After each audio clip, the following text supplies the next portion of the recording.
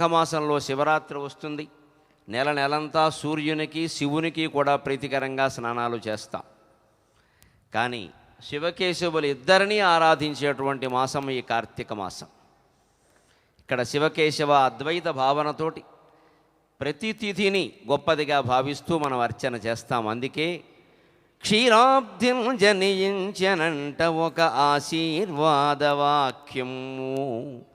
ఆ పాలసముద్రంలో ఒక ఆశీర్వచన వాక్యంలా నువ్వు పుట్టావమ్మా. విస్ఫారత్పేన నికుంజ పుంజముల నా భాగ్యంబుగా. ఉవ్వెత్తున ఎగసిపడేటువంటి పాలసముద్రపు నురుగు తరంగాలలో నువ్వు జన్మించావమ్మా. దాని నోరారన్ వెల్చెదనమ్మయంచో. ఆ తరంగాలలో జన్మించిన ఒక ఆశీర్వచన వాక్యాన్ని నేను అమ్మగా ప్రార్థన చేస్తూ ఉన్నాను, తెలుగు తల్లిగా ప్రార్థన చేస్తూ ఉన్నాను, భారతమాతగా ప్రార్థన చేస్తూ ఉన్నానమ్మా. ఆ క్షీరద్వాదశి నాకు సంగెను కవిత హయ్యంగవీనమ్మును. ఆ క్షీరద్వాదశి నాకు సంగెను హరిశ్రీ దృక్ప్రసాదంబుగన్. కవిత్వం హయ్యంగవీనం లాంటిది.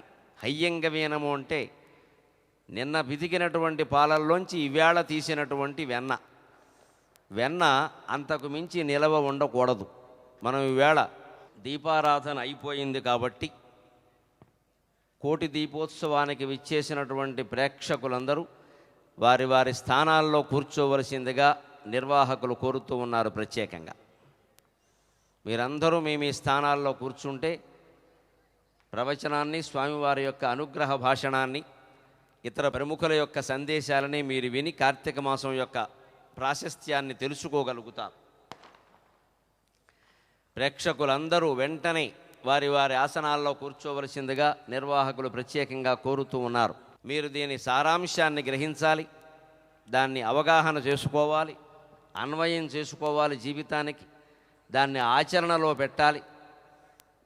జగదీశ్వరి స్వరూపమైనటువంటి పీఠాధిపతులు మన కళ్ళ ముందు ఉన్నారు. మన అదృష్టం, కోటి జన్మల సుకృతం, కోటి దీపోత్సవ ఫలంగా ఉన్నారు. వారి దర్శనం చాలు మనకి పాప పరిహరణం చేయడానికి, పుణ్యప్రదమైన ఆలోచనలు కలిగించడానికి. అటువంటి మంచి అవకాశాన్ని మనకి భక్తి టీవీ వారు కలిగించారు. ప్రత్యేకంగా కార్తీక మాసమే కాదు, లక్ష దీపోత్సవాల కార్యక్రమాన్ని ఎంత బాగా నిర్వహించుకున్నామో చూశాం.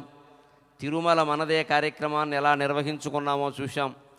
అంతకంటే ముందు మొట్టమొదలే మహావైభవంగా భక్తి ధార్మిక సమ్మేళనాన్ని యావత్ ప్రపంచము ఆనందించే విధంగా, హిందువు అన్న ప్రతివాడు రోమాంచం చెందే విధంగా మా యాజమాన్యం రచనా టెలివిజన్ ప్రైవేట్ లిమిటెడ్ యాజమాన్యం వారు నిర్వహించారు. నరేంద్ర చౌదరి గారు దంపతులు. ఆ కార్యక్రమాలన్నీ చూసాం. ఇవాళ భక్తి టీవీ వారి యొక్క సౌజన్యం వల్లనే ఒక గొప్ప మార్పు వచ్చింది. ఆంధ్రదేశం కాదు, యావత్ ప్రపంచంలో కూడా రకరకాల రాగద్వేషాలను రెచ్చగొట్టేటువంటి కన్నీటి ధారావాహికల బదులుగా ఇవాళ భక్తి టీవీ వారు చూపించే పన్నీటి కార్యక్రమాల జల్లులో తడిసి ముద్దవుతున్నారు అందరూ కూడా. భక్తి టీవీ రావడం మా అదృష్టం అండి, భక్తి టీవీ రావడం మా అదృష్టం అని నేను ఈ కార్యక్రమానికి రావడానికి అరగంట ముందు కూడా ఒక ప్రేక్షకురాలు ఫోన్ చేసి చెప్పింది ప్రత్యేకంగా, ఇది రావడం మా అదృష్టం అండి, మా బతుకులు బాగుపడ్డాయని. హిందూ ధర్మ ప్రభని రేడు లోకాల వ్యాప్తిగా వించెను భక్తి టీవీ. హిందూ ధర్మ ప్రభని రేడు లోకాల వ్యాప్తిగా వించెను భక్తి టీవీ. ప్రాచీన కావ్యముల్ రమణీయముగా చెప్పి భాష పోషించెను భక్తి టీవీ. ప్రాచీన కావ్యముల్ రమణీయముగా చెప్పి భాష పోషించెను భక్తి టీవీ.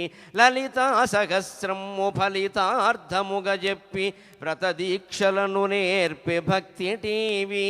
లలితా సహస్రము ఫలితార్థముగా చెప్పి వ్రతదీక్షలను నేర్పే భక్తి టీవీ. తిథివార నక్షత్ర విధులెల్ల నేర్పించి వైదికత్వము నిల్పే భక్తి టీవీ. తిథివార నక్షత్ర విధులెల్ల నేర్పించి వైదికత్వము నిల్పే భక్తి టీవీ. పారిజాతం పునును తావి భక్తి టీవీ. భక్తి ఊరు దిగుడు బావి భక్తి టీవీ ఫలరసాన్వితమైన మావి భక్తి టీవీ భారతీయతకే టీవీ భక్తి టీవీ భారతీయతలో టీవీ భక్తి టీవీ. ఆముక్తమాల్యద, కాళహస్తి మహాత్మ్యం, పాండురంగ మహాత్మ్యం, మేఘ సందేశం, ఇప్పుడు నడుస్తూ ఉన్న 1116 భాగాల వరకు వచ్చినటువంటి ఆంధ్ర మహాభారతం మీరంతా తిలకించి పులకించిపోతూ ఉన్నారు. ఇటువంటి మహాకావ్యాలు మీకు వినే అవకాశం మాకు చెప్పి అవకాశం వచ్చింది అంటే కేవలం భక్తి టీవీ యొక్క చలవ. అటువంటి భక్తి టీవీ వారు ఈ రోజు నుంచి 18వ తేదీ వరకు ఇక్కడ కార్తీక మాస సందర్భంగా కోటి దీపోత్సవాన్ని నిర్వహిస్తూ ఉన్నారు. దీపం ప్రాధాన్యం మనకి తెలియంది కాదు, కానీ భారతీయమైన ఆచారాలు ప్రతి దాంట్లో, హిందూ ధర్మంలో ప్రతి ఆచారంలో 3 రకాల కోణాలు ఉంటాయి.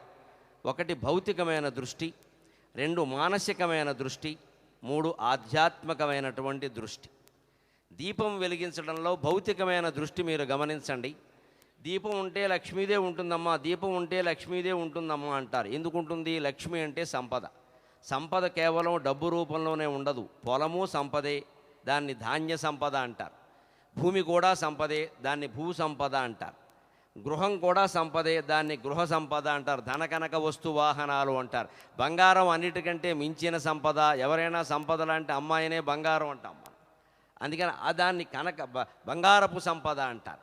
ఇలా ఇన్ని రకాల సంపదలు మీరు గమనించండి. ఇంట్లో వస్తువులు కూడా వస్తు వాహనములు అంటారు, అవి కూడా సంపదలే.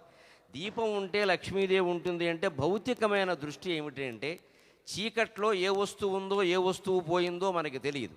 దీపం కనుక వెలిగించి ఉంటే వస్తువు మన కంటికి కనపడుతూ ఉంటుంది, అది పోకుండా ఉంటుంది. ఆ సమయంలో ఎవరూ దాన్ని ఎత్తుకెళ్లే ప్రయత్నం కూడా చేయరు. అందుకే రాత్రిపూట ఒంటరిగా పడుకోవడానికి భయమైన వాళ్ళు దీపాలన్నీ వేసుకుని పడుకుంటారు సుఖంగా. భయం ఉండదు వాళ్ళకు కూడా.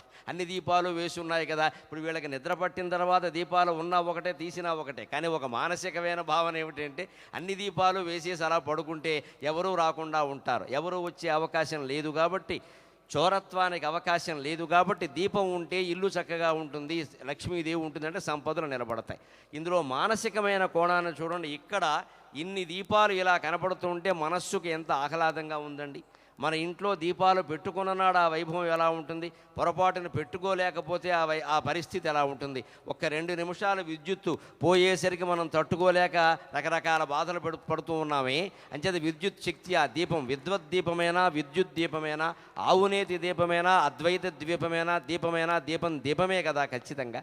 అందుకని మానసికమైన కోణం, ఆ దీపకాంతిని చూస్తుంటే మనస్సులో కలిగే ఆహ్లాదం. ఇక దీంట్లో ఆధ్యాత్మికమైన కోణం చివరిదైనా చిన్నది కానిది అతి ముఖ్యమైనటువంటి విషయం. జ్ఞానదీపమై చీకటి పారద్రోలుటయే జీవిత సారమటం చెరుంగరే.